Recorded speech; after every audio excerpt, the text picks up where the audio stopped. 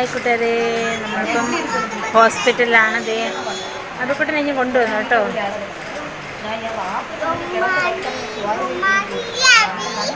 ഭയങ്കര ചണ്ടി. എന്തായാലും കുഴപ്പമില്ല. ഇന്ന് രാത്രി അതുകൂട്ടെ എന്നോടായിരുന്നു ഹോസ്പിറ്റലിൽ.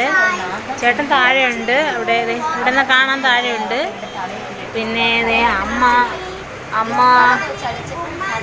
കണ്ടോ, അമ്മ അടുത്തൊരു പരിചയക്കാരോട് നല്ലവണ്ണം സംസാരിക്കുകയാണ്. പിന്നെ എന്താ പറയുക, നല്ല അടിപൊളി ഹോസ്പിറ്റലാണ് കേട്ടോ. ഇത് തമിഴ്നാട്ടിലെ മെഡിക്കൽ കോളേജാണ്. എന്നിരുന്നാലും പ്രൈവറ്റ് ഹോസ്പിറ്റലിലുള്ള നല്ല ശുദ്ധമായിട്ട് അടിപൊളിയായിട്ട് നല്ല നീറ്റ് ഹോസ്പിറ്റലാണ് കേട്ടോ. ഫുള്ള് അടിപൊളിയാണ്. അപ്പോൾ ഇപ്പോഴത്തെ കണ്ടീഷൻ എന്നാണ് ഡെലിവറി എന്ന് പറഞ്ഞിട്ടില്ല. ഉടനെ തന്നെ കാണും.